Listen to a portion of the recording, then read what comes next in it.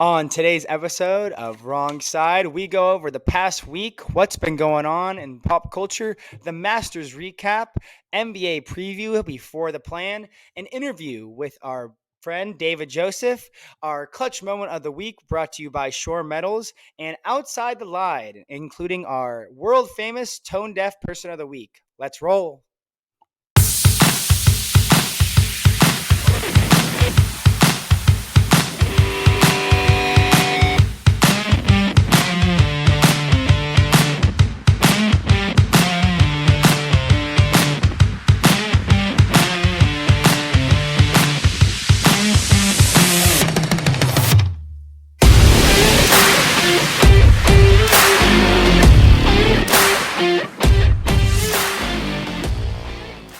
Welcome back, listeners. Episode 6. I'm coming to you from a 80-degree day in the Chicagoland area. Sports are back. Summer is back, and I am excited. The Masters just wrapped up. The NBA playoff bracket is set. We have a great interview and a great episode coming to you guys today. The last week, a bit hairy for both of us, not going to lie. Still in busy season for Michael. I had a tough week at work, but on the bright side, there was the galaxy famous solar eclipse that happened on Monday, which I don't know about you, but personally, I could not give less of a shit about. I had like 1 hour of meetings on Monday, and they ended up being during the eclipse. And yeah, it was cool to watch it get dim outside for a little bit. But I saw some news anchors like crying over the eclipse, and I was like, "This is I, ridiculous." I So saw a like, tweet today that was like millennials when they have their 37th once in a lifetime event. And it just, I just can't understand it. I couldn't understand it. I understand the significance. We're not going to see it in 20 years. That's very cool. And it's it's cool cool. for 5 seconds. Yeah. I Hmm. understood. You're going to look up. I think there was some, not jealousy, but maybe some like less interest for me. We weren't on the path. Like we were like it was like 48 or 50%. So it wasn't like a full eclipse. But Okay. if I was in like Cleveland, let's say, I don't know if you saw that video of the Guard Stadium. It was three in the afternoon, Yeah. and it just looked like it was 8 o'clock at night, and that looked insane. And there was actually a camera in the stadium on the jumbotron that was locked onto the moon and the sun, and it like showed on. So that was cool, and everybody was into it. And if you were in the That's path, I get cool. it. But my God, it was so uninteresting. And people are like, can we do this? Can we schedule around it? Can I go outside? I got a Snapchat from one of my friends. The entire office of like 500 people was outside looking at it. Yeah, People had the day day off off of of school. school. The whole The day. day And I was like, off. it's only dark for like 10 minutes, right? If you were like on the path. So like Yeah. what are we We were 94%, and word on the street. So where I am, which is like northern Illinois, was like 94% covered. Southern Illinois was like definitely on the path, and that's like farmland, like BFE, like nothing going on down there. And I guess people were like renting out their houses and like probably barns too. Like people, there was a migration of people heading down to like southern Illinois and like Cleveland, like other places over there on the path. And I was like I, I, what, w- like what are we doing? Like it's 10, I it was was reading 10 about minutes. Airbnbs in Cleveland. And at first, you're like, oh Yeah. man, they were probably skyrocketed for the women's Final Four, but they were skyrocketed still for Monday and Tuesday. And I was like, and it was because of the eclipse. Cleveland got 4 intense It's days because of of the hotel eclipse. bookings and Airbnb because of the women's Final Four, which was big. Caitlin Clark, you have stars, biggest, Big. most viewership of all Yep. time, and then 2 days of looking at the sky. My mom was at 2 days of looking at this guy for 10 minutes, for all of my ten mom was coming minutes. back from Like, the grocery store. And she tells me there's people standing in the parking lot of the grocery store just like this, staring up at the sky. And they someone's were gonna like, "Do get you hit want to by a see, car. Nancy? Do you want to see?" And she's like, I guess." Like she was like, "Whatever." And I put a Or poll on our Instagram for the people that saw. So thank you for voting. Majority did say it was yes, it was sick. I think we had about 40 votes on the story. I think 20, 22 ish were like, "Yes, it's sick," but we had a ton for I don't give a fuck. We had some people was like, "Why are we staring at the sky?" And we only had one or two votes for this one, which I thought was shocking. I felt like I don't need to see it on your story. It's kind of on that same yeah. line of like when you go to a concert. I don't need to see the entire concert on your story. I don't need to see the Yeah. progression of like sitting outside. It's coming. Here it is. There's the sky. It's dark and it's light again. We know like that. That's how it works. We know how it works. And I Yeah. just was like, I was so fascinated. I truly like didn't understand, and maybe I was jealous of the not being on the path, but I just couldn't get into it. I couldn't get into it. No. I was 94% of the path, and I could not care less. So it was cool. I'm not gonna say like it wasn't like it was a thing that happened that If was I was cool and 75, it'd be unusual. even cooler. But did you? But if it Yeah, happens every 20 years or yeah, so, hopefully, knock on wood, we're chilling. I should have at least 2, maybe 3 more. Realistically, Yeah. hopefully. So, like Did Did you see the video of Mars's no, moon and no. like the Mars eclipse? So the right Oh, side okay. Earth. Like it lines up.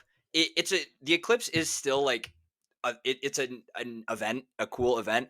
It lines up pretty nice. Like our moon is very like it's a symmetrical, like pretty clean circle and very like covered the sun like Okay. pretty much completely.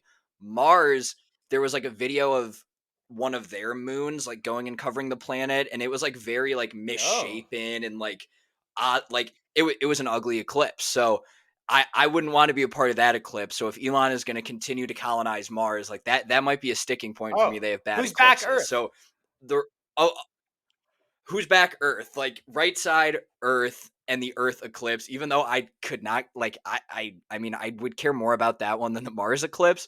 But I thought there was a little Yeah, much going on it was last truly week. remarkable. And people, like you said, people took off school, people were not going to work, people were taking off longer break. I just I don't know. Maybe it was me.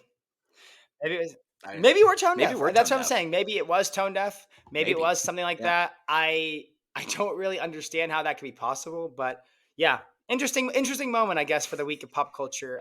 Another big moment as well this week. The running back. I don't know if you heard OJ Simpson dead, Oh, dead, 2,000 yards in dead. 14 games. It's like Dead. that Jeff Epstein one. The guy is like Jeff Epstein, the financier, OJ Simpson, the running back. Yeah, So, yeah, I the mean, running back. insane. I read that I don't know how true this is, but I did see a report that he made his kids and anybody who said Yeah. goodbye to him leave their phones out of the room and make them sign an NDA. And I don't know if it's true or not, but I'm gonna buy it. I'm gonna buy it. I do believe, I'm he buying, did yeah. mention that he's not moving. He mentioned a few years ago he wasn't gonna move back to LA. He's terrified of not running into the killer. He didn't want to run into the killer. So it's Yeah. probably pretty weird. Like I Uh-huh. don't know how he gets ready to go out for dinners and stuff without having any mirrors in his house. So that I mean, I don't know how Yeah. you don't run into the killer there. So, but I mean, some of the tweets were incredible. I mean, All time. Yeah. Great incredible. day And on like I saw Twitter. so many good ones, like the Jamal Adams video, or not. Is Jamal Adams? Who's the guy for the Jets who like is he tries to get into the facility, but he can't get in? It is Jamal Adams. I th It's I this don't know guy. if it was It's Jamal, this but guy. I know the video you're talking about. Yeah, and it's like Oh, OJ yeah. Simpson trying to Yeah, I get think into that is Jamal heaven. I Adams. saw the Tim Meadows skit from SNL back then when he's riding on the plane. Says, I did it. And then I did see one that said "Rip OJ, never forget when OJ drafted Andrew Luck in fantasy, and then he retired an hour later in the preseason game." So that one was Yeah. good. So I mean, the memes were Oh, great. Definitely, I think slowed down Masters coverage for the morning, the first morning. But what yeah. a story! What a story! And it was So, did you know he was sick? Like, it was yeah, it was cancer, cancer. right? It was cancer. I feel like it was a little like, I don't keep up with OJ Right. Simpson and what he's up to, but I did not know that he was, like, on his deathbed. I feel like He he's posted got that one videos about the out on Niners Twitter, when like, they were in the pretty Super recently, Bowl, and and he was like, "I'm rooting for the Niners," and yeah. that was it. And that was it. And maybe the Niners killed him. Maybe. So, but my Maybe. one OJ story I did want to tell because it didn't happen to me, but it happened to my mom. True story. Shout out Okay. Nancy. Shout out Listen to Nancy. that episode when you guys get a chance Mhm. if you haven't yet. But when she used to tell me the story, she used to live in LA with my dad when they were dating still. And it was that time, whenever year 94 or so, whenever this happened. And her, like, true story, you can buy it or not. This is per her. She's told me a million times. She's shown me the house. Her and her girlfriend, like one of her friends, were on a walk together after work. And they were trying to get through one street, and there was car brigades like blocking the street. And they saw this house with cops and an ambulance, whatever, and these two bodies were getting brought out of this house that day. And No she way. was like, "Whoa, like crazy, like murder, like or whatever, death, whatever." that night, goes to dinner with my dad. They're showing footage because there's no Twitter, there's no social media back then, and they Right. go to Yeah. dinner. And Mhm. my mom said that there was two incidents. One, she was looking at the TV and she saw it and was like, "Oh my god, that was the house. That was the house, the OJ house." So she saw that, and then the day of the chase, when they were on TV, nobody was on the streets. Everybody was watching TV. They got into this restaurant, and everybody was like, "Wow, it's so empty in this restaurant." Looked up at the bar. TV was showing the chase, and everyone was like locked in, waiters and everything. But yeah, Yeah. so my mom walked by the Brentwood house that day. So that's Wow. Nancy's Yeah. OJ interaction. But yeah, what a time. OJ dead though. OJ dead. They're running back. Dead. Um, maybe Chloe's dad too. Maybe Chloe's dad. Yes. I actually was not Up, familiar up, with and, that up conspiracy until theory this week. before he died. Oh yeah, I'm on I it. did not And know if about it. anybody's watching OJ, the People versus I OJ, could see the it. show Yeah. on FX. Not It's not the real documentary, but it's the show on Mhm. FX. Ross from Friends is Kardashian, and Travolta's in it. It's a great cast. Oh, Truly okay. remarkable that he won that case. It's very accurate to the documentary and the whole, very incredible. So a lot of swirl around there, OJ. But I guess if you're watching, we'll see you down there. But yeah, so OJ's gone. That was another big pop culture moment of the week. But other than that, another big Yeah. event that happened in this past week, the Masters. Masters just finished up. Shout out Scotty The Scheffler, Masters. two-time Masters champ. Meredith Scheffler, shout out for not having the baby yet and not going into labor. And your husband was probably stoked. Go ahead. Yeah, that was huge. That was clutch of her and Scotty. So I feel like the Masters is like really like the start of golf season, at least in Chicago, when the weather doesn't turn until right about now. Um, I didn't really tune in much until today, and Scotty was nothing but dominant. Like I was rooting for Homa. Every time I thought Homa was maybe able to get a Didn't stroke back, or matter. even like Morikawa, or was it Berg? It didn't matter. And I know Scotty's a bad putter, but he is just insane. He's got those weird feet on that swing. Like I am itching to go play golf. I'm not a good golfer, but I did get around in this week, and it was a good time. And there's nothing like Yeah, the Masters. I There was really talking isn't. about it today with some friends. Well, let me ask you this: what your thoughts would be if he was on 12? I think he was four up on 12, 4 or 5 up Mm. on 12, going into the last 6 holes. And his caddy came up to him and was like, "Hey, boss, she's going into labor." Do you think he She's would have going into left? labor. I know he said he would. Do you think he would have? With how well he was playing today, like if he was already on 6 holes 12, left. like does he have any other kids? I think it's his firstborn. I think it's his Is firstborn. this his I'm first pretty kid? sure. I'm Oh pretty fuck. sure. Well, if it's the firstborn, I think you have to leave, and that's heartbreaking with the day No, I first mean, child it due didn't soon. happen, First but child due soon. that oh man. You have to leave. I don't know. What a blue Oh ball that would have man. been for Portnoy because he had Um that massive bet on him. I mean, I don't know. Like, that's what do you do insane. there? What would he have done? It's one thing if he's like great, if he's leading the pack through the first 2 days and he made the cut. That's so different. Maybe even day three. Yeah. I would say maybe even Yeah. after yesterday, he's leading the pack. But six Oh yeah. holes to go. Halfway No, through today more than though. halfway. Well, so put he's already won a True, Masters. true, He's never true. witnessed the birth Good of a spin zone. child. Good spin zone. Okay. Gone. Yeah, no, Done. that would have been fascinating. S I'm glad. Hopefully, everything goes well with the baby and everything like that. But would have been would have been an interesting scenario. We'll see in a month. What's next? Players or the Open? yeah. Yeah. Little So ways to go we'll for see. Yeah, those. but she Like a said month or I so, saw yeah. she was due at the end of the month or in a month. So like it's coming up. But that would definitely be interesting to see when that comes. But Scotty, yeah, he was dominant. Tiger was electric through 36 and Made the 24 cut. straight, Made the new cut. record. But sad Mhm. through the last 36. Sad. It was sad. Yeah. Shout out shout We out will, Shipley. yeah. We're Shout gonna out Shipley, talk about him a little rocking bit his later, Golden but go Bear Buckeyes. polo. But yeah, it was sad the Mhm. last 2 days. And but it's getting to that point where like he's exhilarating for 36. And will he win again? I don't know. I know Mhm. he's still chasing Jack, but it'll be very interesting. But a lot of good names. Aberg, incredible. I was reading today that he, finished second, Yep. and a year ago he was at Texas Tech, so pretty good start for a rookie. I Yeah. know Rory played okay, and you had other. Yeah, I mean He's got to Rory. hang I it mean up. I Like, can't I believe it. don't hate It just Rory, sucks. I but mean he's one away from this Grand I don't. Slam and just can't do it. So He's got the yips or something. Like he just he can I was never rooting be for right side Max, these days. and I do feel bad for Max. I really do like him. He's a good dude, and he's pretty personable. Putting it Yeah, in the on water. I don't know. I 11 think or that was like 12, 8 or yeah, or something like that. 9. Yeah, Oh, 11 knocked 11. everyone Okay. out today. That was brutal. The water. Yep. Him and Berg, back-to-back shots, like the same, like in pretty much the same spot, put it in the It's water, and I was over. like, it was Scotty's game Yeah. from there, So pretty much. One One thing about the Masters though, like I did play golf. I think we usually do like a scramble and like me and four of my buddies go right. because none of us are very good and we got to keep the pace moving. The Masters is one of the best weekends for like armchair Yes. quarterbacking, Yes. and Yes. I have never had the pleasure of playing at Augusta. But you're like when Homa and a Berg put it in the water, I'm like these fucking idiots. Like oh, like what are you doing? Like I would never have done that. But Scotty Scheffler, great day, pretty good. Like made a ton of birdie putts, but is historically a pretty bad putter.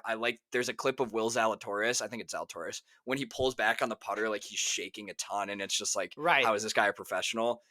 I am a bad putter. Putting is very hard. Putting is the weakest part of my game for sure. There's a ton of weak parts of my game, but what does Scotty Scheffler and Will Zalatoris and people who are like, you have every stat in the book telling them that they're a horrible putter, what are they thinking when they're walking up to a I big mean, putt? It's those the guys, fucking like, Masters. especially Like, like, I, maybe Scotty and today, I think Scotty probably plays the advantage when you're leading by when he got up big, I think he realized, okay, I don't have to be perfect. But oh yeah, I mean, if you're Aberg, if you're Shipley, I mean, like Shipley today, like playing with Tiger Woods and like his caddy was his buddy from high school who plays college golf too. Like, what a story! Like yeah, you're so nervous. This is a guy you've idolized for years, the goat, in our lifetime at least, the goat. and Hmm. I couldn't imagine. And I don't golf at all. Jake's a very avid golfer. He goes all the time. He's trying to get better, and he's going to the range and he goes Oh, plays, and he's doing everything. I'm very anti, like if I'm not great at it, or not even great, if I'm not like decent at it, I don't want to do it. I hate it.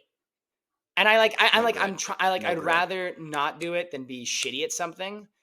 And I'm trying to get into it. Meg is a phenomenal golfer. She golfed in high school. She still loves to play. She's very good. She can outdrive me. She can play well in her short game. We've never played together, but luckily, like it's low key been right side that like rain has kind of bailed us out once, and I think she had to work another day, so it kind of like ended up working out. Like I do want to play because I know that she will want to play more, and I need to get better. But I just like I need to go and like Hmm. I actually just have to just take a lesson. Like that should get better. And I was making jokes today. I'm like Yeah. my feet look Hmm. like that when Scotty plays. I'm like, why doesn't it work? Like my feet are all over the place, and he goes, it's 180 off the club, and I'm going 30 yards to the right. So, I mean, it's incredible. Those guys are great athletes. I actually like wasn't really like, super into golf. I just like kind of watched like maybe like the last day of tournaments in the past. But last summer when Full Yeah. Swing, the first season came out, I watched it and like I actually Oh, that haven't was watched this awesome. season Yeah. yet, surprisingly, but the first season was phenomenal. Same. And like Yeah. I've played a sport my whole life for 3 out of 10 times. You're successful, you're a Hall of Famer, and it's very mental. And golf made Hmm. baseball look like nothing. I mean, like one shot, their day is Yeah. over. Not always, but it Pretty can much. turn into Yeah. that. And I think that's just incredible. And I think that those guys have nerves and mental of steel to keep going. And like when you sink a ball in the water, how do you recover? If you're Max, like how do you keep playing those Yeah. holes? Like I know you have to, and you're going to keep grinding, and you're an incredible athlete. But it's just fascinating to me. Those guys are great, and um, yeah, I don't know. You got to give the guys props. They're great athletes. I know some people like are like, oh, whatever. It's not the ball's not moving. Great athletes. Great athletes to me. Yeah. It it's awesome. It's fun to watch at a high level, and like Gorgeous. Augusta's beautiful.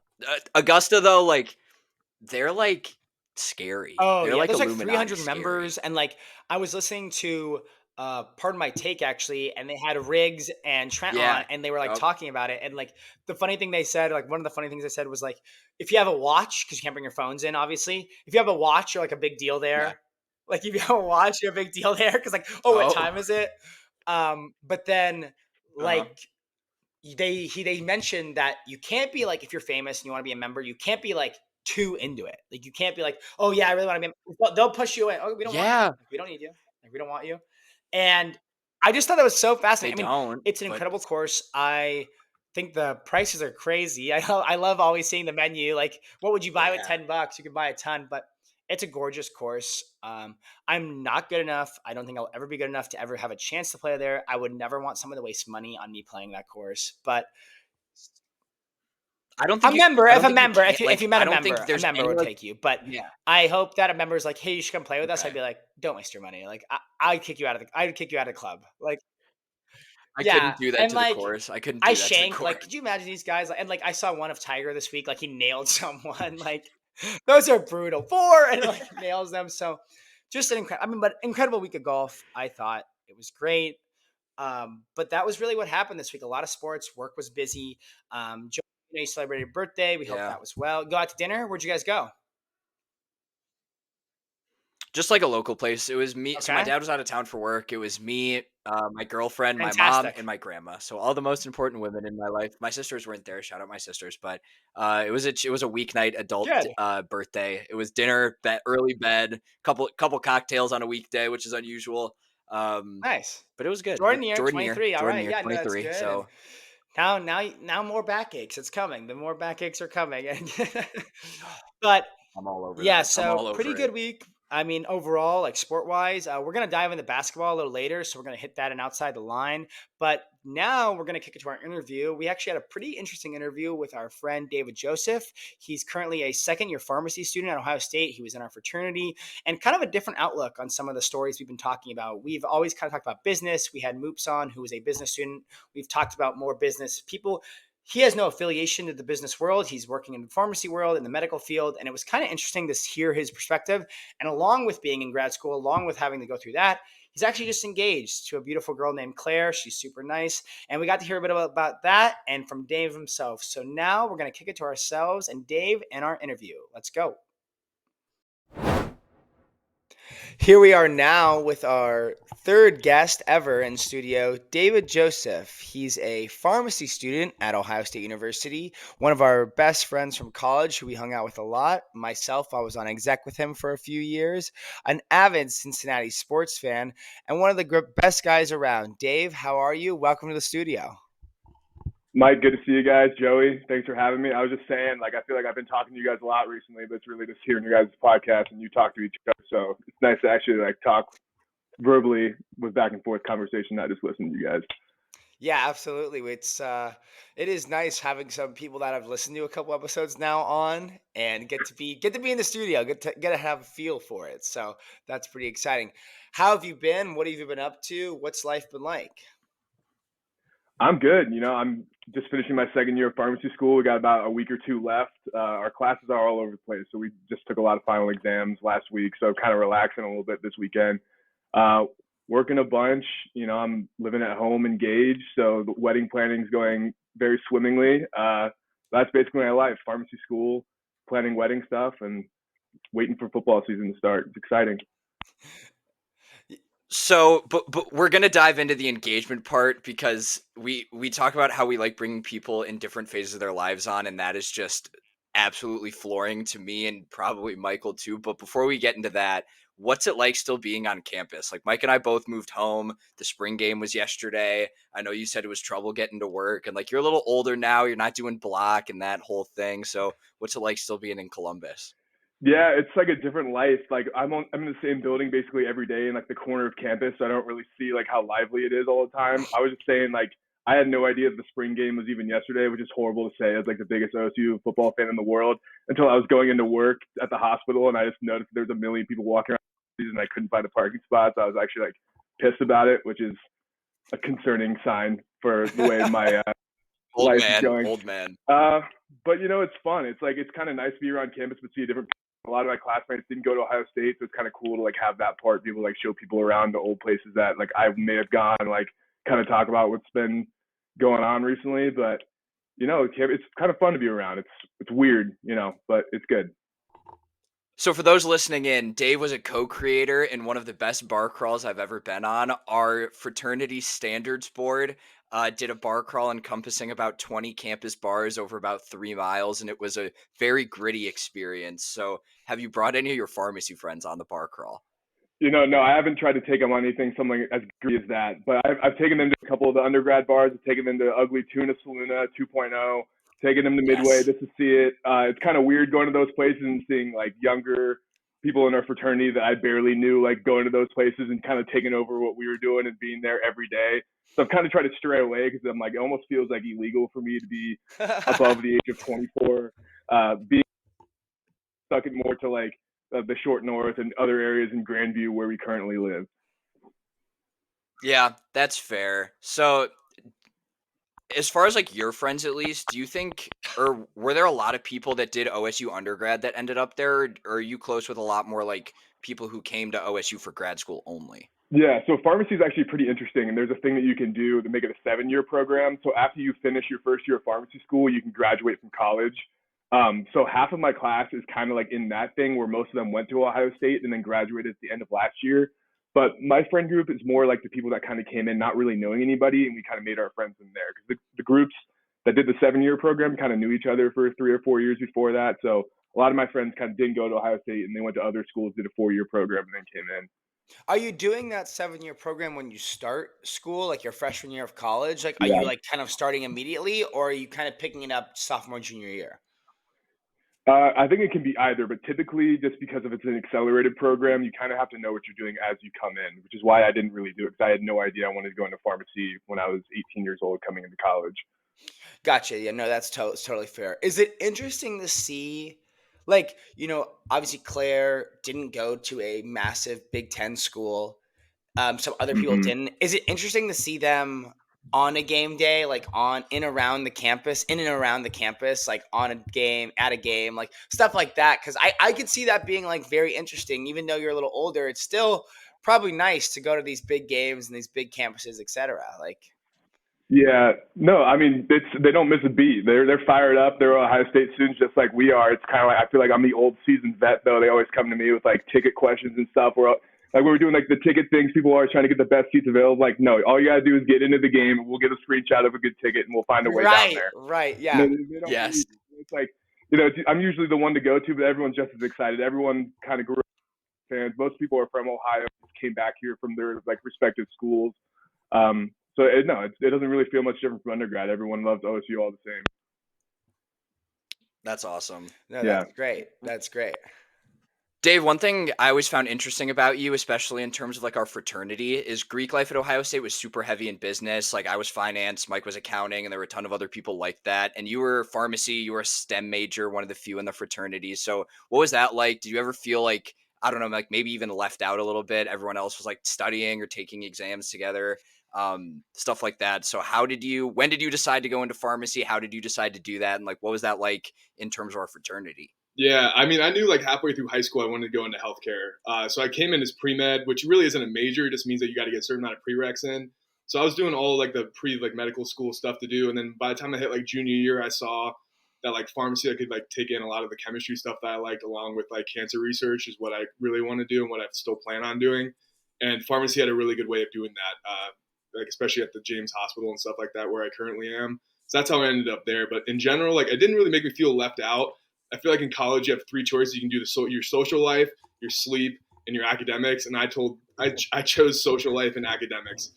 There'd be nights, like our senior year, I would unfortunately be up till 2 or 3 a.m. and then get up 2 hours later and have to go to my organic chemistry labs and work. Like it was hard. I definitely got a little grumpy at times, but I'd say it was worth every second. Like I didn't really mind it by the end. Definitely didn't really miss much. There might have been a couple of exams I had on Fridays. I might not have done anything on a Thursday, but I feel like in general I had a pretty decent balance of like how to figure it out and how to be able to like hang out with the guys and not really miss anything.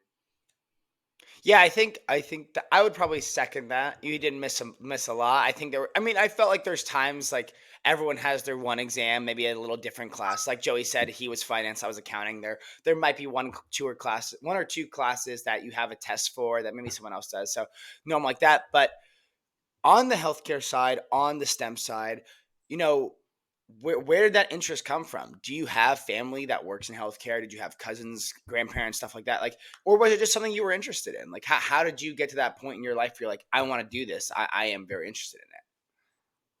I don't know. I've always been a big science guy. Like even as a kid, like I don't want an action figure. I want a toy dinosaur kind of type of kid. And then you move in, and then when I was a little bit younger in high school, like when my dad got sick, when he got diagnosed with cancer, like that's something that really like drove me to want to be just like the people that helped him, and I want to be able to help people like me and people like my family. So that's what really drove me to like be the realization that that's what I want to do. So I kind of just took that and I just ran with it. Yeah, no, that's great. I know there's a lot of people that have those kind of stories, and it's good to hear because we need people like that care and want to help in healthcare. Obviously, you're in pharmacy school. We know Connor Gant, another one of our friends, is in med school. Megan obviously is in med school. So you have people like that. You need people like that, and I really do appreciate the people in the medical field because they do a lot more. I do believe that some people in the medical field are very much book smart. They don't have a lot of people skills. I'll tell you that. But I do believe they are very important. It's good. And I would assume that Ohio State, I don't know where they rank nationally and program wise, but the James and the Wex, the opportunities you have as a student have got to be fantastic. Yeah, the medical school I think just got ranked. They were like a top 25, 30 school, which is incredible for med schools in the country. Like Yeah, any very. academic percentage can be ranked very high. Pharmacy school #4 just came out, made the college football I playoff. saw Oh I yeah. saw that. I saw that. We don't need the expanded playoff. Unfortunately, Michigan is at #2. Oh So no. there's still, No. No, I knew no, it. there's still a little bit of work to do. I'm kind of fired up about that. So I won't be satisfied there. Um, Good. yeah, but really, I mean, pharmacy school in general, like it's tough. It really is. So I mean, any time that you come in with something like that, med school, pharmacy school, any of the doctorate programs is something that's like Ohio State takes very seriously. They do a good job no matter what school it is. How do you I oh, think it's awesome. Yeah, no, go go ahead. ahead. Go ahead. I think it's awesome that your story, like you have a passion, like that's what drove you into your line of work and like where you are now. I think especially in the case of business, like me, Michael, a lot of our friends too, business was a logical decision more than like a heart decision. It was I'm going to get a useful major, get a job out of college and Mhm. do that. So from your experience so far, Dave, do you think like do you have any takes on the business route, any likes, dislikes? What are you seeing from your business friends? Why do you think you may be better, like kind of what's different from your situation to the I mean, business absolutely situation? no jealousy or any like judgments from like. I mean, I support. I mean, business makes the world go around. Really, I mean, like I would say the only thing is like it does kind of stink seeing you guys like kind of accumulate some money while I'm continuing to spend more and more going to school. I mean, pharmacy is a little bit unique, and we're allowed to have jobs, which is I'm working today like from 3 to 11:30. Like I'm able to get some hours in to be able to pay for a little bit of like what I want to do with my life, but in general, it's still just like more and more loans that pile up, and it'll be worth it Yeah. one day. That's kind of the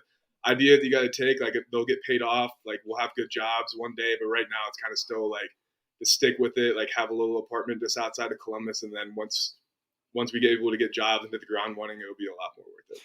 Like Has monetarily. has it been obviously you went to undergrad there. How different has life been now? Claire aside, like relationship engagement aside, but how different Yeah. has the life been being in the same city for under and post grad? I would assume you're studying more, you're not really doing as much. That has to be different versus I know we have a lot of friends still that live in the city, live on High Street, Hmm. live around Grandview. So, I mean, I would assume it does change, especially when you're in school and someone like Bert or Charlie, let's use them for example, they go to work and at 5, 6 o'clock their day's done. They can relax, hang out at home while your day might be finishing at 5 and 6, and then you got to go home and study till midnight. Like, how has that Yeah. dynamic changed from under to post grad? Yeah. I mean, you'd be surprised. I mean, first of all, I lived with Bert last year, so shout out Bert when he's listening.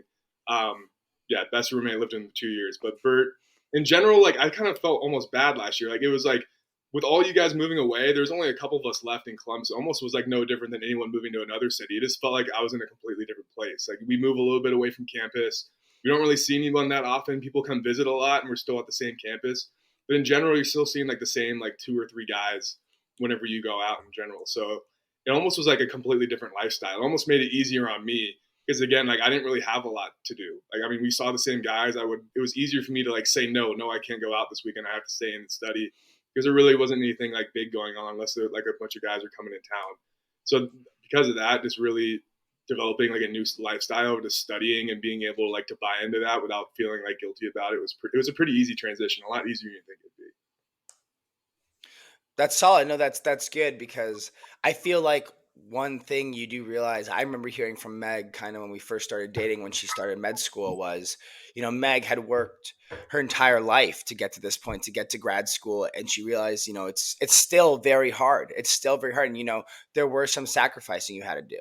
And I Mhm. think she realized quickly that the sacrifices needed to come a little faster, and she was always on top of it, and she has done fantastic. But you kind of realize, I used to tell her when she first started that, like, pharmacy school, law school, med school, any type of post grad program, I said was like an all-star team.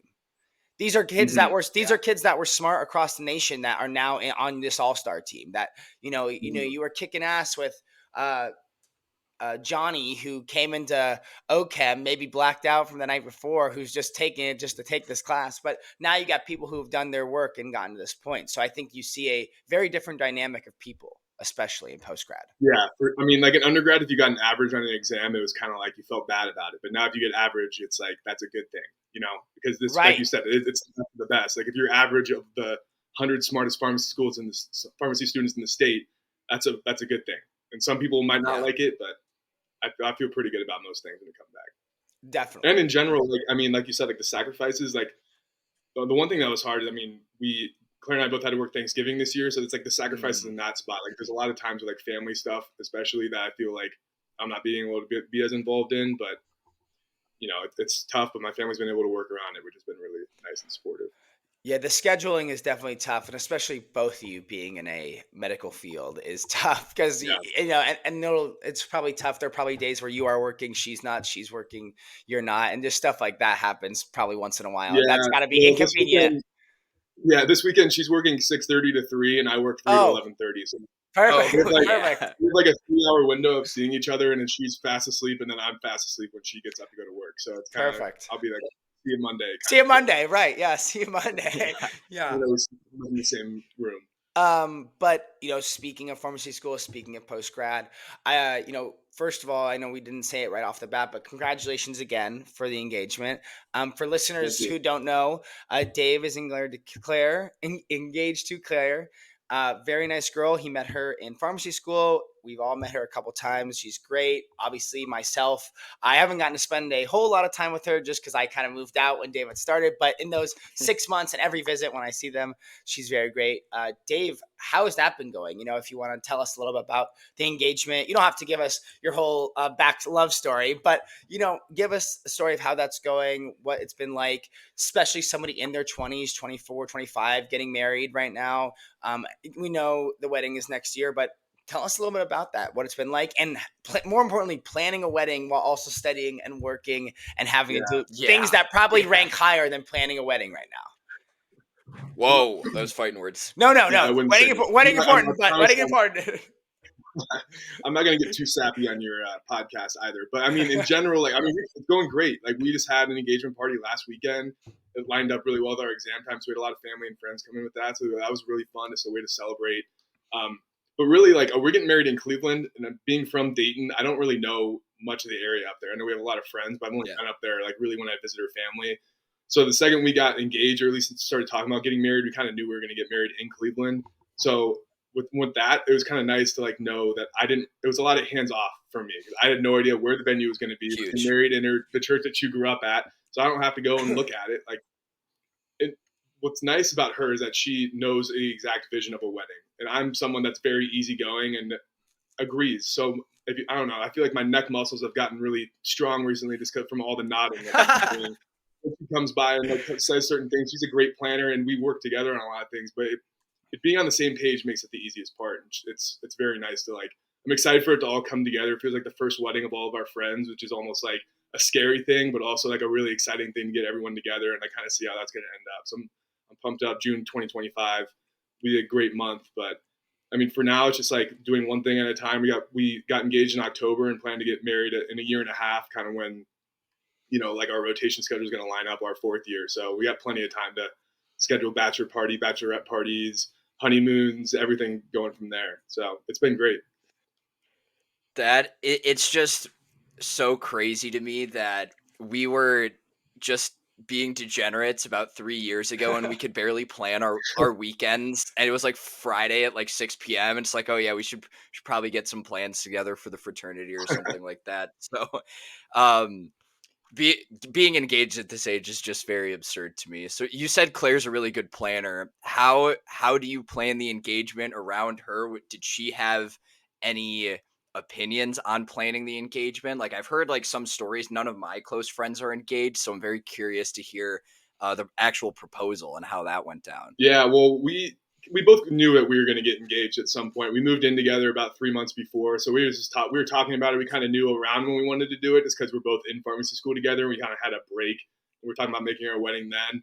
It kind of the timing of it kind of fell into my lap. We were going to a wedding in Atlanta, and she went to school at Emory, which is in Atlanta too. So it kind of just like was the way of like, oh, I'll be able to surprise her with some of her undergrad friends at her favorite place on campus and do it there. It was a little bit less. She was very surprised. I thought I was going to fail because Nice. we picked out the ring together, so it's not like she had no idea we were going to do it. Um, but I was able to pick it up, hide it from her. She had no idea, and it was really exciting. Yeah, I was able to coordinate that with a lot of her undergrad friends at Emory. So beautiful campus. Nice. If you're ever in Atlanta, go to Emory University. Volleyball champs, right? If I'm not Division mistaken. III volleyball champs 2018. She has a very nice national championship ring that I don't know if it's nicer than the engagement ring I bought her, but I'll claim it is. That's awesome. No, that's Yeah. great. Yeah, no, that's very exciting and very cool about that, especially because like that's nice. You got to do it around some friends, and especially a place you care about. I'd assume though that was probably your first time there at Emory, right? I would probably. Yeah, I had no idea. It's like the same thing with like planning the wedding. Like I'm just Right. hearing places and I'm taking people's words for stuff. I reached out one of her best friends who's a senior there right now. Shout out Carly. I'm sure she's probably not going to listen to this, but I'll send her the soundbite. Perfect. I just kind of like was like, give me the most beautiful place on campus. I'm going to text your other friends. We're going to figure out a place to go, and we kind of were like framing it as like we're leaving this afternoon. Like let's go on a walk around like there's like a beautiful park that we're walking around, and then as we walk in, there's like all of her friends are like in one place. She's like, "What are all my friends doing here?" I'm like, "Yeah, what are all your friends doing in your favorite place in the world?" What That's kind of the like how I hell? started it. But then I was like, then we're in Atlanta, and we get like my parents and her parents are waiting at my family's house in Dayton. I'm like, we need to go right now because our parents are waiting on us. So we drove back like 8 hours, That's so talked on funny. the phone with every family. Oh, And Michael, we talked to you for about an hour and a half right afterwards. Yeah, So yeah, great that chat. was the fastest 8 hour car ride of my life, but it was a great day. It was really exciting. It was really special. Now, now obviously engagement went great. Now you're planning the wedding. How has that been? Are you in, what is your main sticking point? Do you want chocolate cake? Do you want a good DJ? Do you want to be lifted up on a chair? I know that's not your religion, but do you want Like that? What are some things that, you've talked about and how you guys have handled it with school? How has it been handling it with school? Well, I mean, luckily we've had a ton of help from our parents and everything like that too. Like our families are really supportive of both of us. I wouldn't say there's any like special vision that I had. I just want to make it like just a fun time. Like we're gonna be at Shaker Country Club in Cleveland. It'll be a pretty decently sized wedding, so I'm just hoping like to be able to make sure like everyone will have fun, make sure it's something that's memorable for us and everyone there. I don't know. At one point, I was like in this weird phase where I was like thinking a live band would be kind of sick, but also I was looking things up, and it's like the price range to be like make a good live band versus like a bad live band is like an insane difference versus like a DJ. Probably, yeah. The difference between like a good DJ and a really good DJ is very slim. So at that point, that makes it like I just like you know what, let's just not even do that. Scratch it. We'll go to a DJ just because. I mean, a wedding playlist is a wedding playlist. Like it's hard to mess that up. There might be a couple Right. songs like absolutely do not plays, which we have, and then like the do plays, which is like a couple more. Right. But yeah, what are your do not plays? Or like what's one do not I mean, play? the DJ we're with, the company we're with, seemed like they're on the same page as us, but absolutely no like line dancing. Like I'm not hearing the No. That's slide great. or something. No Cupid shuffle? No chance. I don't want to even. No. Yes, I'm pro of that. No. I'm so pro of that. No. Those are 13. like- Those are bar mitzvah songs, not wedding songs. Yeah, Those are I bar don't know. mitzvah And then we songs. like maybe discuss. I don't know. We just had a wedding that had do not plays for Bruno Mars, but I was like, I don't know. Bruno Mars is pretty good. Let's get like 3 or 4 Bruno Mars songs is perfect. He's I got don't some know. hits, and we can't stop playing him now. He's Yeah. $50 million in debt to MGM, so he needs every piece of royalty he can get. Yeah. So, Um, but no, that's exciting. And I mean, I'd assume Claire is very excited, and I know she's at work right now. So shout out Claire. We're sorry we missed you on your work schedule this weekend, but yeah, that's very exciting. I think it's going to be a great time, and definitely the first one of us to take that big step. I know, obviously, we had Tommy Foley, who Joey was. If you don't know, he was in our pledge class, Yeah. but Dave and I were there, and that one was really fun. But he was a year older than us technically, so he was a grade older than us. So he got married summer of 22, I want to say, and that was our first one of like our friends. It was pretty interesting to go to that, and I think that one was really fun. We were really young, yeah. and this one will be fun too, especially because we aren't all in Columbus anymore, and that'll be fun. And like it'll be a good time, like get guys together, see everybody, and like I think a lot of them too, like we all got very close the last few years of college, 2 years I'd say of college, that we started knowing a lot of our parents. Our parents would come in, we'd say hi, Dave's parents, my parents, Brinkman's parents. A lot of our parents knew each other. And that I think is also kind of funny because like we're going to go to a wedding and like that'll be like a wedding where a good amount of people. I might not know all of Claire's side, obviously her family and friends, but all of Dave's side, I should know a fairly good majority of it. And especially because I was at Dave's brother's wedding. So I knew a lot more of his family. And, I can't wait to return the favor to Mike Joseph. I'm going to tell him chug or die. I'm going to tell him back. He'll have to get it back. Well, yeah, Tommy Madison's wedding was beautiful, but yeah, Mike. So my brother had a couple friends cancel last second. Had a couple cousins couldn't come in. I would like text Mike the day before, like, "You want to come to my brother's wedding?" And then him and Jacob Wilbur ended up coming with us, and it was a night. Yeah. I had a cousin that's the biggest Michigan fan in the world, and I think Wilbur might have talked to him for like 3 hours about how he's the worst. Oh no! It was Wilbur, like, and it was the best. Like they would keep talking. Like Wilbur would walk away, but like, I can't fucking stand this guy. And then you would find them like an hour later talking again, and you're like, Wilbur, get him out of the vortex. Get that guy out of there. But instead of a round two, you guys will be able to run it back. Yeah, so yeah, I am looking forward to that. It's going to be very exciting. We are very excited for both of you. But talking about, it's funny you bring that up, Wober and Michigan, stuff like that. Talking about Ohio State, we've obviously talked about the post grad life. We've talked about your undergrad life, and we've also talked about what's going on in your real world. What are the vibes still on campus? We know you're not on campus anymore, like on dorm. What are the vibes on campus from you or people in Grandview in that area for Ohio State's team this year? We're talking.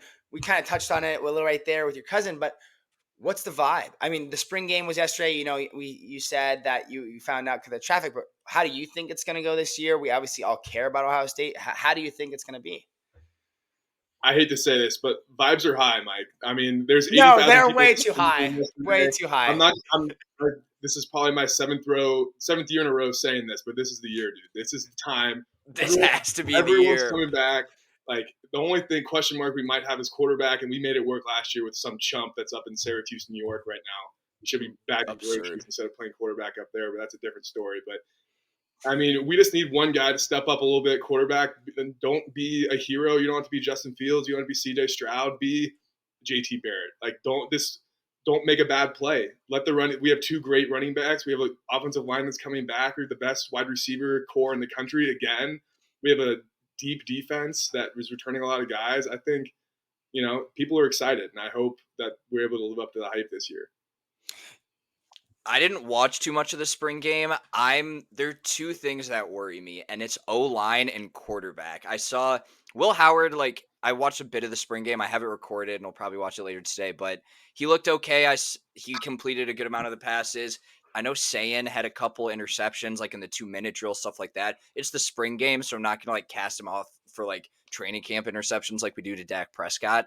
But Mike, I don't know if you watched the spring game, but who's going to be the starter? Is Will Howard day one starter? Is it an open competition? Yeah, I don't know. I know we got Aaron Nolan waiting in the wings. Do we give him the nod right now? So I watched the first half before I had to go out and do some stuff. Just had it on while I was doing stuff at the house, and you're right. And I did see actually a stat this morning. It was posted yesterday, but I did see a stat that was don't forget, Justin Fields went 4 for 13 with 2 picks at the spring game. So don't forget, he went on for 41 touchdowns and 3 picks. So don't forget that. But watching the film, it's very tough, I think, still. For me, it was just exciting to watch Buckeye football again. I think it's Oh, very yeah. tough. So The shoe looks great. she looks good. Mhm. Everyone, and it was the first nationally televised game. So like Joel Klatt and Ryan Day are like talking the whole time on the field. They're just talking ball. They're interviewing Chip Kelly. They're interviewing Hartline. They're interviewing Knowles. Stuff like that was very cool. But it's very tough to tell. Last year I felt like, for example, the linebackers were a position of emphasis that were not that great. I did not think they played that well. The linebackers are virtually worthless in a spring game. You can't hit. You know, they called it thud last night. Thud, which is like you're playing it all the way through without the hit. So they're not doing much. I think the quarterbacks, again, they're kind of just playing. They're picking the routes. They're doing that kind of stuff. But I think one thing about this year is it's definitely going to be iron sharpening iron. It's a great defense. It's a great offense. For the quarterback's sake, I don't think it's going to be Aaron Nolan. I do like Aaron Nolan. I hope Aaron Nolan is not in the transfer portal this week. When this comes out, I hope he's not. I hope so. That would be horrible. But Sayan looked okay. I didn't love the whole Sayan. I thought Sayan looked like a freshman. That's what he looked like. And that's okay.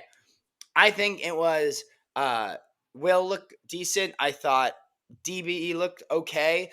I do think, though, all three of them used their legs very well. They moved around the pocket very well, and that'll help. Will Howard, if he runs, if he does the option, it's going to work well.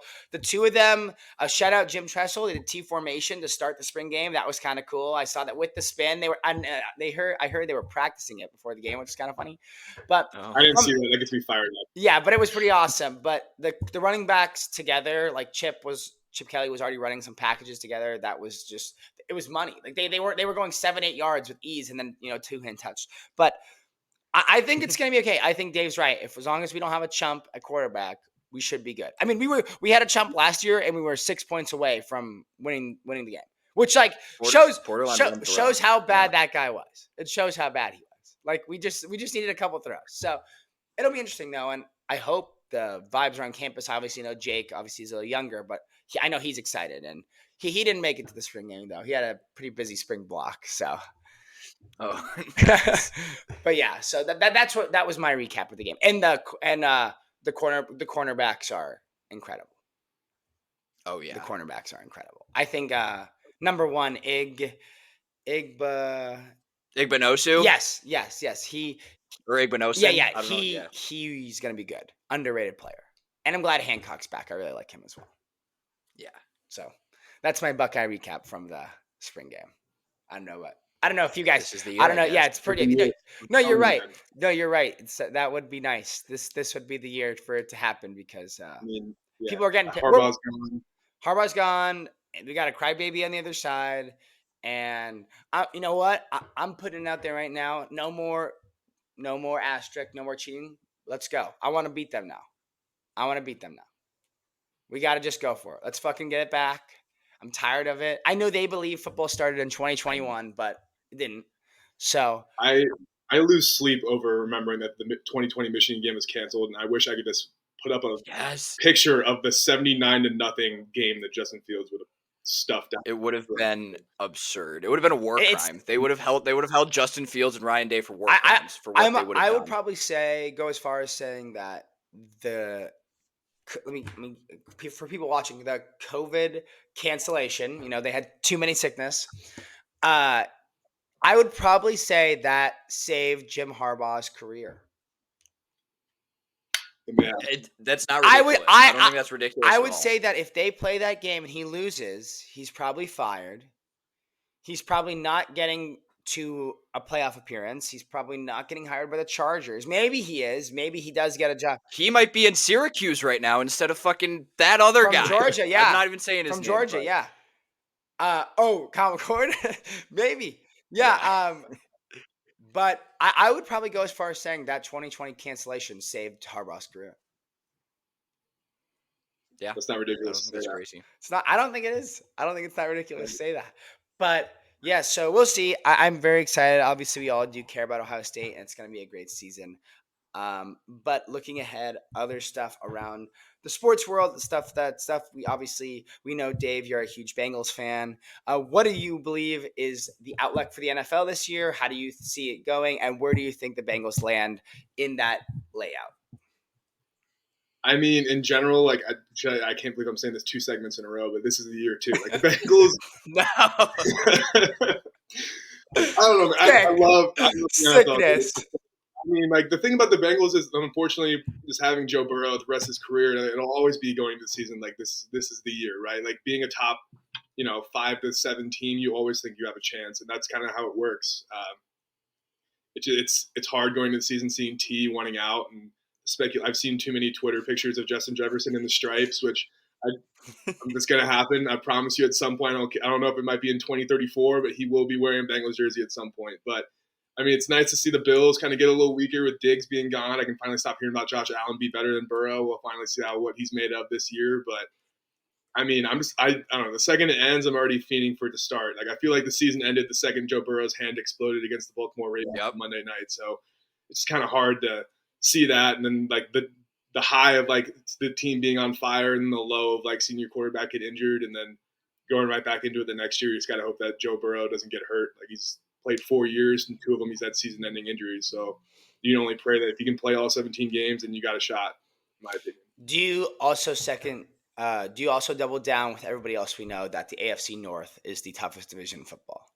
Oh, by far. I mean, like in any division, there's always one team that always sucks. And right now, the only team that's really like has a bad roster, this isn't even more, is the Steelers. And they always, whether they had Mason and they Rudolph just got some started, good deals. I think Patrick Queen, right? Now they have a quarterback, so I don't really. Justin, yeah, and Russ. It's gonna be a battle. I was terrified for some time that they're going to pick up a receiver, and I don't want to speak too soon. I'm going to knock on some wood, but I mean, like, I don't think Pickens is that guy. I think he's a head case, and it'll only be a matter of time before anything happens there. But now that they have Russ, like, if they can win 9-8, make the playoffs 10-7 with the worst quarterbacks in the league, then that's terrifying. And then not even to start on the Ravens and the Browns. I mean, I'm not going to compliment the Browns too much just because I'm a little fired up at Moops from a couple of podcasts ago, bashing the city of Dayton, but. I mean, the Ravens, like, as much as I hate them, like, Lamar Jackson is, like, one of the best quarterbacks in the league, too, when he plays. And their whole team is put together. Like, they're kind of like the Big Ten of the NFL. Like, they're just gigantic. They can run the football. They might not have any good receivers, but they have a good defense. And it doesn't matter. Like, they can beat you on any day. So it's hard to, like, look at other divisions like the AFC West and see the Chiefs just beat up on teams that, like, should be good, but they end up being bad regardless. Like, it sucks to see that. But it's kind of fun to be a part of it, but I'm not the biggest fan. That's very fair. What are the keys to the draft for the Bengals this year? I don't know what pick they have. I know Joe Burrow's injury concern is obviously a very apparent thing, but what's your draft pick for the Bengals? I would say offensive line, but we picked up Trent Brown for the right tackle spot this year, so it's kind of open. It's best player available. I was also going to say tight end. We got Mike Gesicki, so it might just be like third year in a row taking a defensive guy in the first round, or if like Brock Bowers somehow falls, or somehow like some good receiver. Wow. I've been seeing a lot. I think the other day I saw, I was going to say Romo Dunze, but I don't think he'll go. I think he's top 10. But I think it's some mock draft he fell to us or someone like that. So I think in general, like best available will probably be a wide receiver, tight end, or like some sort of any of the defensive positions. Will be with the Bengals, T is still franchise tag, not signed or traded, right? Correct? I think he's signed, but he's not. Just franchise tagged. He's just tagged. Yeah. And then Boyd, a free agent, still has not signed. Boyd, I know he was talking to Pittsburgh. But I don't think that followed through. Yeah, I love Boyd, but it's his stone hands. He's replaceable. He's replaceable. He's so stone hands. Yeah. I'm saying this out loud. He dropped the game-winning touchdown against the Texans, and then the next game, Joe Burrow's hand explodes. I'm attributing that directly to. Love that. I blame Tyler Boyd. I'm still kind of fired up about him. I would love him back just because of the memories, and like I love seeing him as our number 3. But if he goes to Pittsburgh, then I don't know. I'm not too bad about that either. Interesting. Okay, interesting. Do you think the next few years the window of Burrow, Chase, like kind of cap being smaller, is that closing faster than you think now with injuries?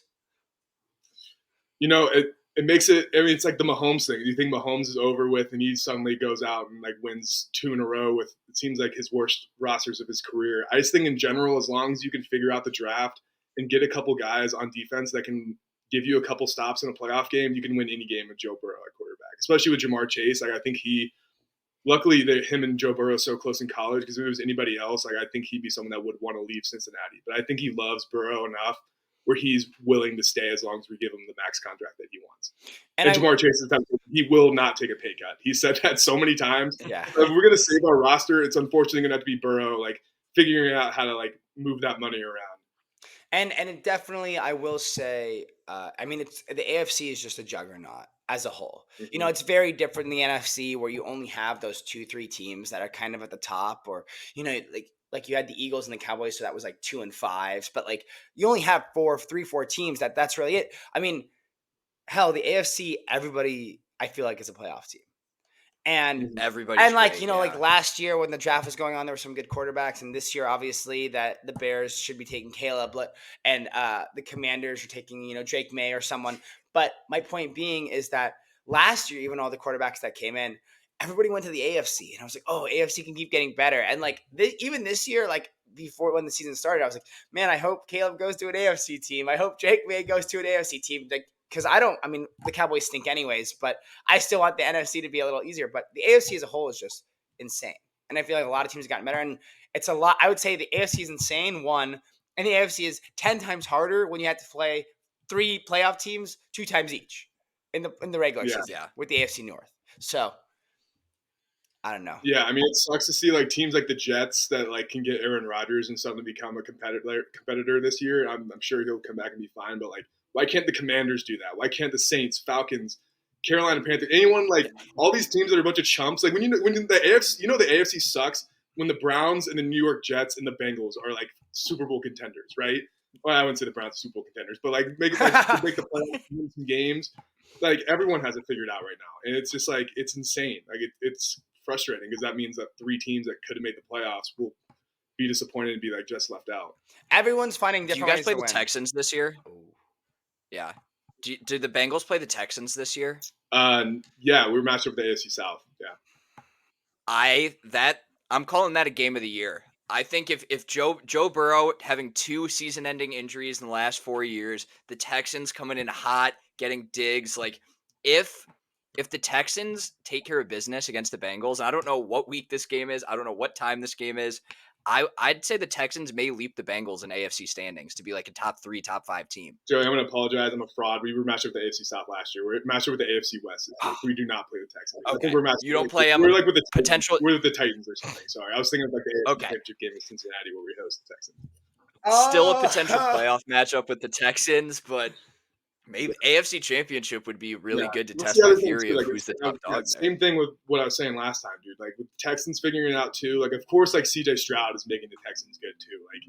Like I want to root for CJ, but seeing the Texans get Diggs too, it's like I don't like seeing AFC. Like, Gotta be a good ball club. Gotta be a good ball club. A lot of good flint teams. But and like I mean, Joey, I'm still mad at your Bears. I'm gonna go back to the first episode when you're saying Justin Fields deserves a statue in Chicago. He should have gotten one. He does. He will get. He does. If Caleb's not that guy, by the way, but that's a different story. I mean, like I hate like thinking that he has to be. He has to be.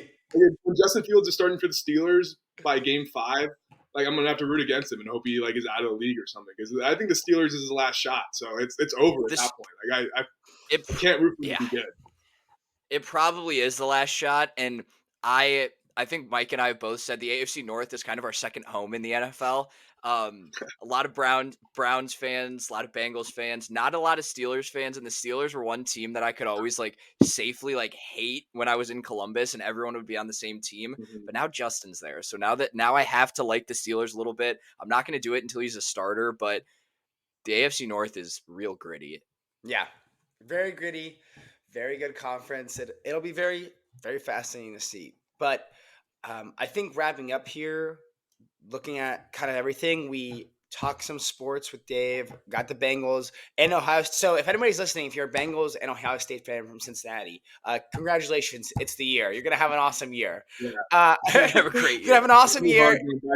For a natty and a Super Bowl celebration. So anybody in Cincinnati. Wait, one more question. Is Joe Burrow a Buckeye? You know what? No, but I am in the process of ordering a Joe Burrow Ohio State jersey. So, Genius. I don't think we should claim him. He didn't play for us. I mean, he graduated from here, so yeah, he's a Buckeye. But I mean, we shouldn't be claiming him at all. Like, no different than he claimed Joe Burrow and us have the same degree. Damn. We're all just him. I think, yeah. I mean, like when you put up like QBU and you put a picture of Joe Burrow at like Ohio State, like that's not happening. But he is a Buckeye. We'll admit he's an Ohio guy. Like he's a gritty Southeast Ohioan. Oh, He plays Cincinnati. Like he loves it. we have to ask one more question actually that we didn't ask. It's Moops brought it up. It was obviously in the conversation with Moops. We have to ask anybody who went to Ohio State. Would you rather beat Michigan? And we're not going to debate it, so we don't have the time for that. Would you rather beat Michigan and lose in the playoffs or in the Natty, or lose to Michigan and win a national championship? This is such a dumb question. Like we've argued about this for like a total of 24 hours in our lifetime. And I can't believe that Moops still thinks that beating Michigan is better than winning a national championship. Like if we lose to them and we win the Natty, we get the last laugh. No debate about that. I don't care. We beat Michigan plenty and we've lost in the playoffs. And I've felt like shit the rest of the week. So I don't. That's what I say. That's how I agree. No. I agree. So that's for the people counting at home. That's one person from Ohio for beating Michigan and losing in the playoff, and one person from Ohio for losing to Michigan and winning a national championship. Yeah, separately. Call me a fake fan. I think it's realistic. So that national championship next to the name in 50 years, you won't remember you lost. That'll be a rolling total with people from Ohio State. So keep that in mind when we have people in from Ohio State. But Dave, we talked sports, we talked life. We do want to say we're very thankful you came on. We really wanted to set this one up. Yes. You were a big time fan. We shouted you out on that second episode. If people want to go back, Dave got our first real fan shout out for putting us on his story that day. So that was kind of cool to see. But we do really appreciate you coming on. Obviously, Claire, give her our best well wishes. Lilo, I know she's not in the screen right now as well. She's on the bed, maybe, but give her our well wishes. Oh, yeah, there we go. Yes. There we go. Give her our well wishes. We do appreciate having you on, and we hope you'll come back soon and finish the school year strong. Yeah, appreciate you guys. It's been awesome to listen to you guys and see. You've been talking about this for some months, so it's kind of fun to see it all come together, and it's easy to support friends like you guys. So I'm happy to be here. Thank you. Thank you. Yeah, we appreciate that. But looking at it now, we are about to finish up Dave's interview. We're going to kick it to ourselves back in the studio for our clutch moment of the week. Thank you, Dave. Thank you, Dave. See you guys. Thanks again, Dave. Now kicking it over to our clutch moment of the week, sponsored by Shore Metals, premier metal supplier serving Southern California since 1970. Big enough to serve you and small enough to know you. My clutch moment of the week goes out to Meredith Scheffler and Neil Shipley. We touched on it briefly earlier. Neil Shipley, Buckeye, was the low amateur player at the Masters this week, and also beat Tiger Woods in a round of golf at Augusta today, Sunday. So, I mean, that's just the dream for any golfer. Great day, great. I mean, life a movie there. That's one of the dreams for any golfer and any probably dude in general to play Sunday at Augusta with Tiger Woods and beat him. That's a pretty good day. And then Meredith Scheffler keeping that baby in to let her baby get a second green jacket. So that was awesome. We talked about it earlier. I think firstborn child, you have to leave. I understand it's the Masters, but it's a long golf season ahead. Probably would have had to leave if she were to go into labor. So clutch moment of the week, looking out for the hubby. Shout out to Neil, the Golden Bear, had it on his chest, UA's finest. And my clutch moment of the week, it actually has to do with the UFC fight from Saturday night. It goes out to Jake Lopez, my one buddy. He actually bet on Max Holloway and the Justin Gaethje fight. Max Holloway by knockout was his bet, and he took him, and what a finish. Max Holloway took him. 15 seconds left. Holloway told him, let's go right now, pointed to the center of the ring. Let's go. Trading blows. Boom. Knocks him out with 2 seconds to go.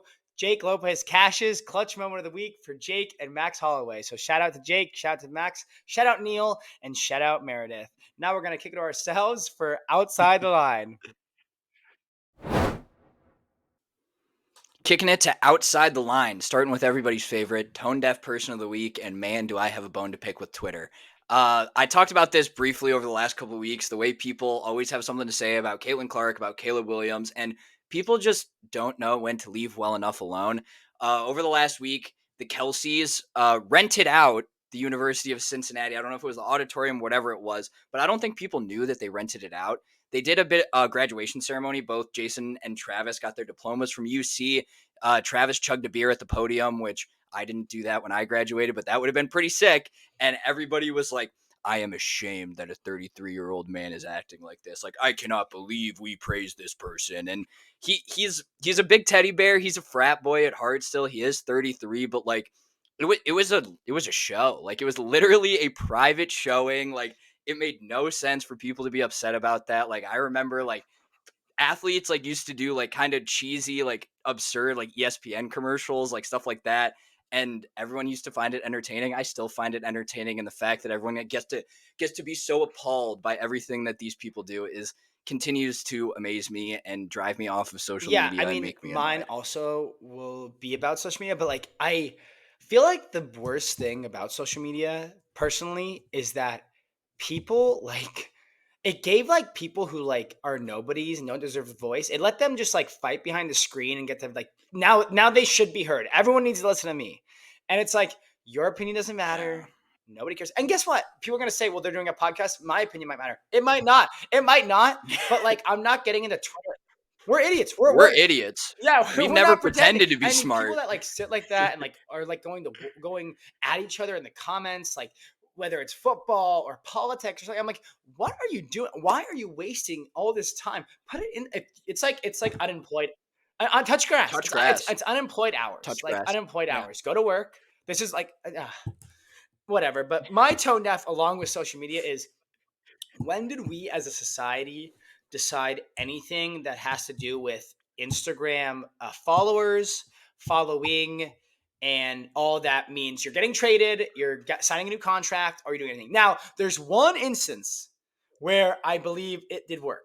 It was this past offseason with Ohio State. I saw everyone was tracking like Will Howard followed Caleb Downs and Caleb Downs followed this guy, and it turned in, it was big, but Yep.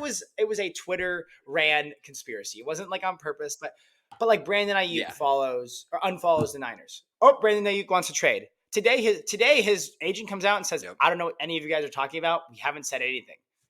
And like, I don't understand that. Like, when did we as a society decide that like that's okay? Oh, that means that they are trading.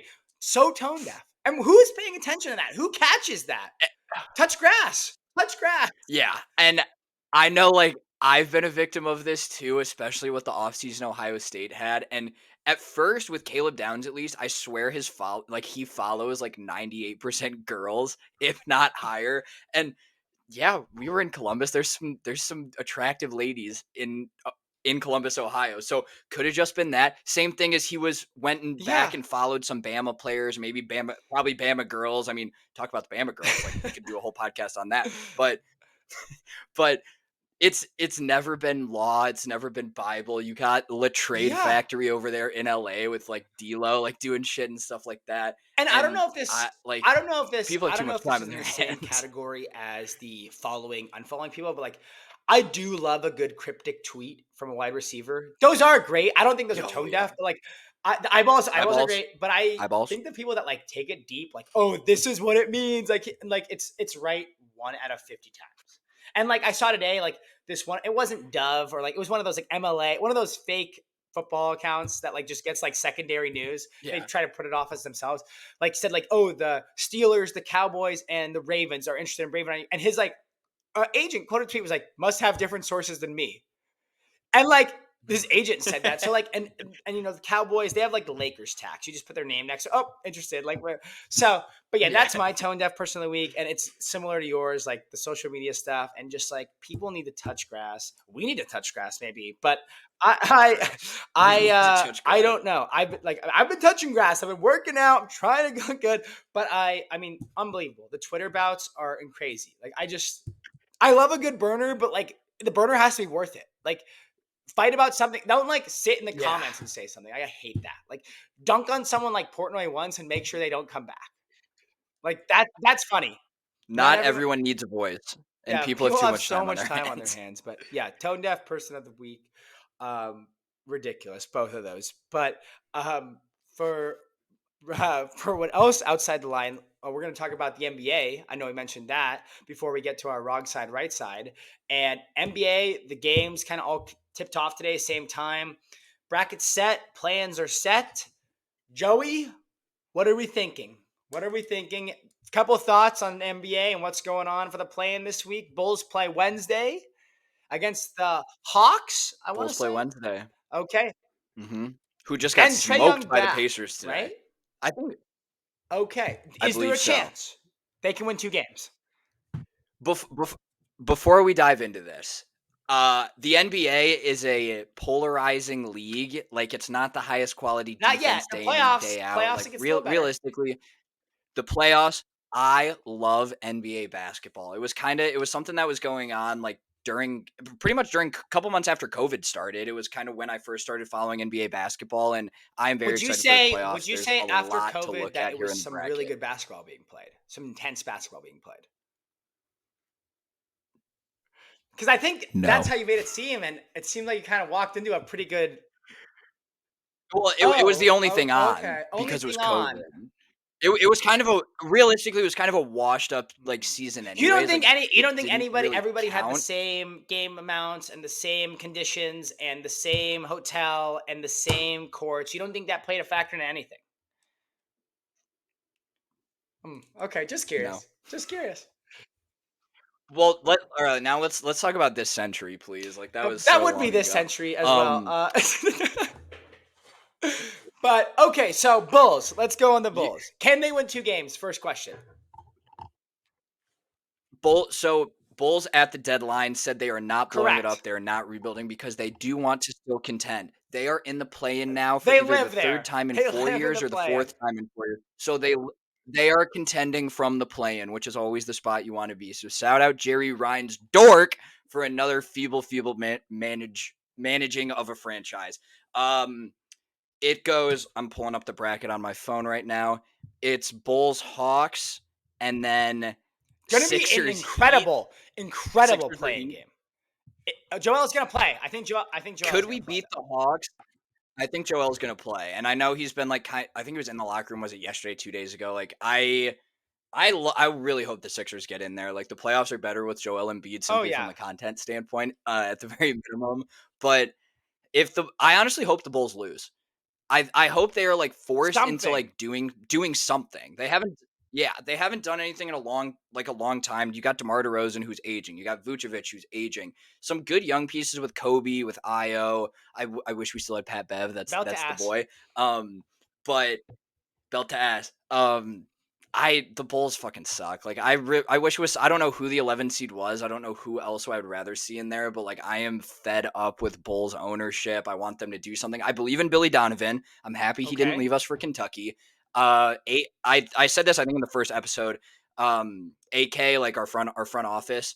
I want one more rebuild. I want it now. And then I'll talk about starting to call for his head. I think the Lonzo trade, the Lonzo injury, did derail a ton of stuff. But yeah, bad luck. But you got to move on. So the Bulls are back in the play-in, contending, as Jerry Reinsdorf would say. But like that sucks. That sucks. They're the least interesting team in this bracket for sure. That a play-in team from the East will win a series in the playoffs? So it'll be Philly or Miami versus New York. And then loser of that game versus the winner of Chicago, Atlanta. And whoever wins that game gets Boston. None of those. No. Philly, Boston, round one. Wait. Philly, Boston Boston could round happen. one would be hilarious. If they Philly lost and they won the second game, yeah. That would be wrong. That would be extremely wrong side for Philly, who is like that's wrong side capital over there. But don't you think? I hope that doesn't happen just because I want them to get them under their feet. This is actually a very beneficial year for Philly. Like I think there's no expectations. Joel is hurt. Maxi's kind of grown, elevated. They have a good team. This might be the year where there's no expectations, where they can go out and Boston's a good team, and obviously Philly's a good team, but there's nothing. They know Boston is the heavy favorite. It's not last year where it could go either way. We're still not sure. Yeah. I might be rooting for Philly to lose that game just to play and get the 8th seed. Either way, Adam Silver is super excited for this either way. He's either getting Philly, he's either getting Miami versus New York, Philly versus New York. Yeah. And then if one of those teams can beat Chicago or Atlanta, Boston, Philly, and Boston, Miami. I hope it's not Boston, Philly. I hope I like the Sixers. I do. Shout out Bino, and I know he's excited about the playoffs to start. Those are what get me through some of my hardest days. Yes. Oh my god, the funniest. But I hope I back to your original question of can a play-in In the team East, in the win a East. series in the East? I Okay. think the answer is no. You're either going into the 2 seed Knicks or the 1 seed Celtics. I don't think either of these teams. I actually scratch that. Miami could beat New York. No one's Okay. beating Boston as Okay. far as the play-in in the East. Miami, I'm betting on playoff Jimmy. I'm betting on playoff Spoelstra. I'm betting on Miami to playoff beat New York. Miami. Miami to beat New Yeah. York. I don't think anyone's Okay. beating. I don't think they Okay. beat Boston. They did belt to They ass did. They Boston did. last year So though. okay. Swept them. Okay. Miami. So there's the East. Milwaukee, it'll be interesting to see how they play against Indiana. I don't know Giannis' status. We'll see how he goes. I think he's still technically out, so we'll see what his status is after the play-in game. So that's a couple more days of rest. Will be interesting to see. I think I think the I Pacers think the are Pacers are happy very about that happy. matchup. I I think think the they're a Pacers have a very good young shot. team and they Yeah. play up. They just shoot the fuck out of the ball. They play no defense, and we'll see. But Yeah. Cleveland, Orlando, it'll be a good series. I'm rooting for Cleveland. I think obviously it will be tough. Second round, we talked about with Moops, they'll get Boston or whoever the Yep. eights. I mean, if that happens, I don't think we said nobody's going to beat Boston, so they would get Boston in the second round. But I think they could beat them. I understand nobody really talks about the Magic, but I think Donovan Mitchell. I think this is where we see it. Yeah. I think we're going to see a contract series here. And I know, move Do you think how many games? Cleveland in 6. Pussy answer. 6 is a pussy answer. How about I this? think the Magic could I'll win. I change don't it. think people talk about the Magic. Gentlemen All sweep. right.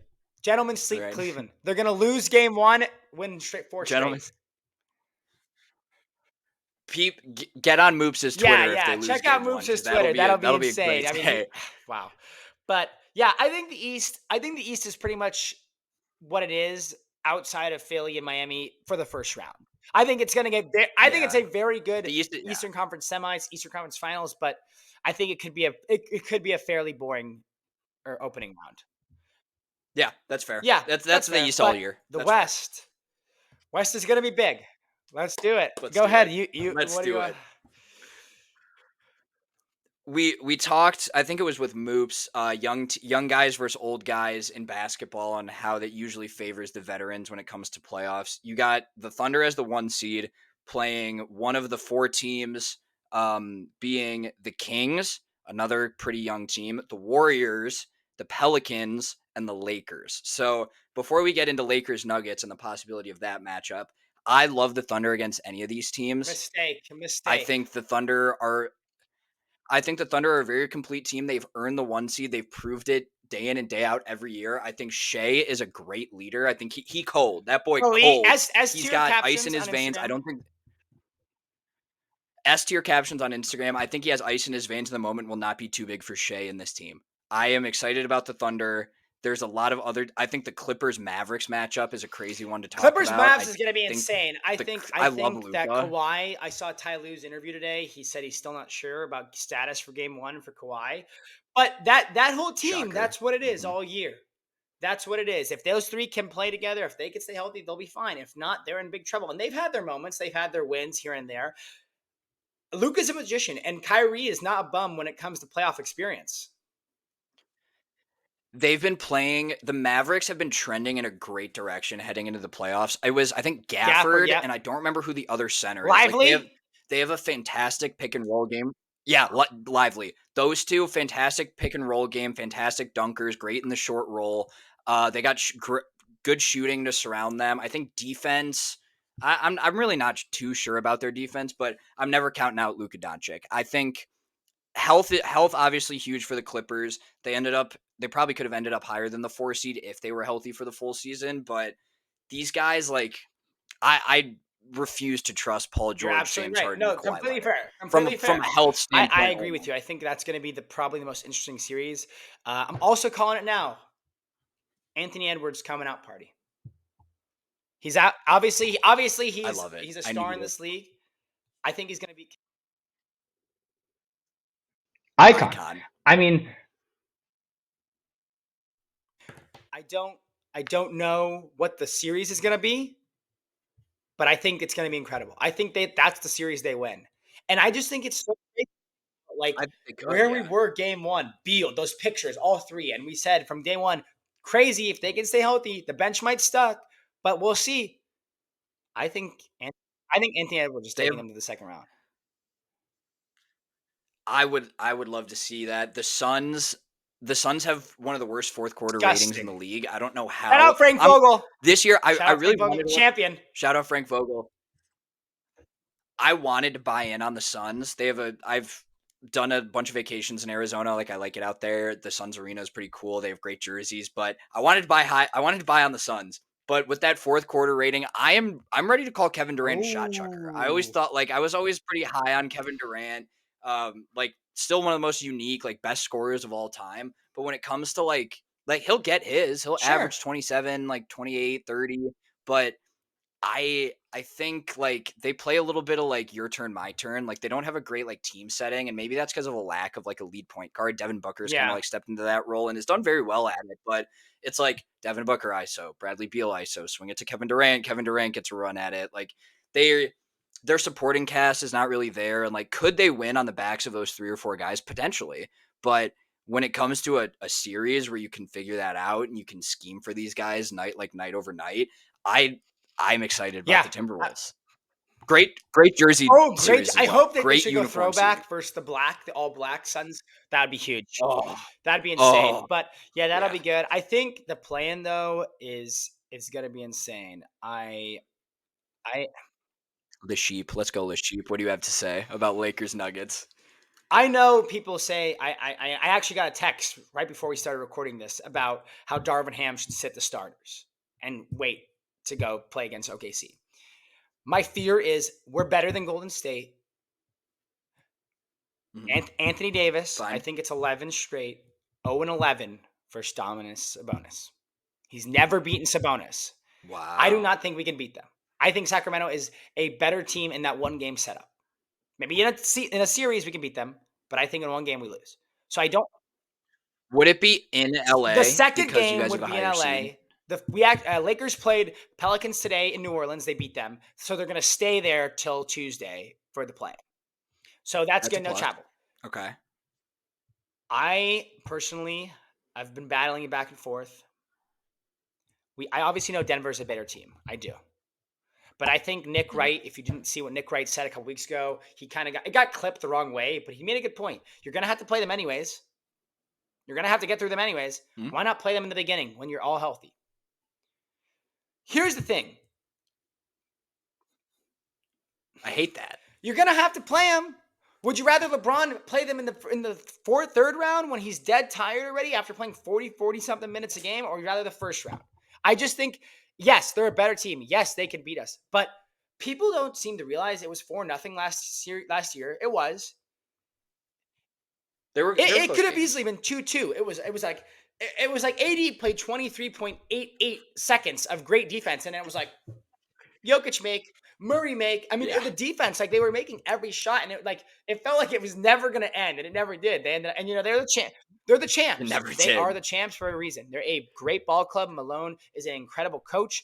Michael Porter Jr., great chucker. He rebounds well out of his position. Aaron Gordon, phenomenal player. KCP, good player. They are a good team. But you got to win. I think putting yourself in a situation it's not win or go home right now for the Lakers. But putting yourself in that situation, Correct. I don't trust Darvin Ham. I don't trust Gabe Vincent. I don't trust Taurean Princess. I don't want that. I don't want that. I believe they have to win this game. You're gonna get Denver, that's fine. But then you get Minnesota. Then you get a young team. You avoid Clippers. You avoid the Mavs. You avoid the Suns. Mhm. If you can beat Denver, you get 2 young teams realistically. So That's fair, but I think that the take of playing them earlier because you'll be more rested, like they're also more rested. Like I didn't see what they did today or over the last couple of days. Like they've probably been scouting all 4 of these True, teams but for they like had a to play week, today like too. a week or two They had a now. chance at the 1 seed, and Oklahoma City had the tiebreaker, so they had a chance. And I mean, I was definitely rooting for Oklahoma City to get the 2, no doubt. But I think they got it. Mhm. I don't know if they're not going to win the title. I think the Lakers, maybe they go a round or 2. I mean, I don't know. LeBron has his moments and he has his magic. And if D'Lo can play the way he played in spurts this year, they're a good team. And if AD, Yeah. and you know what? For anybody saying it, he played a fuck ton of games this year. He was rarely hurt. He's played. The narrative is for 2 injuries that have happened, but he's great. And shout out to our Iron Man and Austin Reeves, 82 games, played them all. And shout out to That's Buddy big. Hield, also first player in 19 years to play 84 games. Got traded, had to play 2 extra. Fun fact. Bridges got robbed. Bridges would have done it a couple of years ago, He but I did. think he got He traded did. like on a So, game day. But Lakers are going to play. I hope they can win. This is another ultimate game for the Pelicans. This is another Super Bowl for them. They believe they still won that trade. They truly do believe it. They don't have Lonzo. They don't have Josh Hart. They have Brandon Ingram. They have our pick steal. They have done nothing. There's 1 ring to 0, and now they're going to get a chance in their home court with Ingram, with Nance, ex-Lakers, to get an end on us. We'll see what Lakers team shows up and which head coach shows up. So that's my take on the Western Conference. Should be interesting. You have to pick a final champion today. Who is it? Denver. No doubt in my mind. Denver. Lame. Give me the Knicks. I was actually just looking at New York right now. Brunson is sick. Tibbs is sick. Josh Hart, right? It's the Nova Knicks. The Nova Knicks. The Nova Knicks. DiVincenzo, you got great center play. And fun fact, OG, Mitchell Robinson, Hartenstein, both on my 2029 my career team right now in 2K, so maybe a little bias here. I think if the Knicks, it's been a long time since the New York Knicks have been relevant in basketball. Jalen Brunson, Chicago boy. Stevenson High School rival. Jalen Brunson could do it. Jalen Brunson show out the New York for Knicks back suburb of Illinois. Show out. Yeah, I mean, let's do it. We'll see. It's gonna be a fun week of games, so we'll see. But wrapping it up here, before we intro our interview next week, we wanted to hit on our last segment, wrong side, right side. I have my own. Talking about the NBA, it's very wrong side always. Nothing ever works out for my sports teams. Wrong side is Lakers are going to tip off 4:30 on Tuesday. And this episode will be out by then, so hopefully we've won by then. But wrong side is 4:30 tip off, and I'm going to be at the client site in Long Beach till probably about 6:37. So might not even catch the hook game. So very nervous about that. That's wrong side. And my right side, though, on the outside of that, away from sports, is I got a lot of planning done for Hawaii for my trip. Got some restaurants booked, some snorkeling. We got a cruise, like a booze cruise for one day. It's going to be great. We're looking forward to it, Meg and I. So that was all planned. And yeah, wrong side, right side for me. I'm excited for that. But wrong side is definitely the Lakers game. And stressing at a client site is not something I'm looking forward to. So we'll see. They should not. I might be sick post lunch. I might be sick post lunch. So we'll see. We'll see. But that's a good idea. This comes out after Tuesday, so you're not going to be incriminating. So what about you? Wrong side, right side coming up. I'm hitting a double. Both my wrong side and my right side as I'm moving in less than 3 weeks. I don't have a dresser. My bed frame is allegedly in transit from Amazon and has gotten delayed a couple times. I'm very excited to move. I have a good majority of things done, but man, it's stressful. I want it to be over. It's very wrong side, right side. Both of them is moving. Moving sucks, but I'm very excited to get out in the city. Ohio State plays at Wrigley Field, which will be like a few blocks from my apartment. So yeah, wrong side, right side. All right. Yeah, that'll be great. You're going to have an incredible time, and it will suck the next couple of weeks, but it will be fun. So looking forward. But next week, looking ahead, kind of a different interview again. Like we mentioned before, we're trying to hit on different people and surviving your 20s, trying to meet people that have interesting stories. We actually have a really different one, not business, not medical, nobody in post-grad. It's actually one of my friend, Kane Acosta. Ashes to Amber is his stage name. He's a friend from high school who graduated from USC, University of Southern Cal, and has tried to make a career in the music world, working in LA, trying to get that stuff, playing gigs. And it's going to be a different, interesting view for people. And I think a lot of people are going to really enjoy it.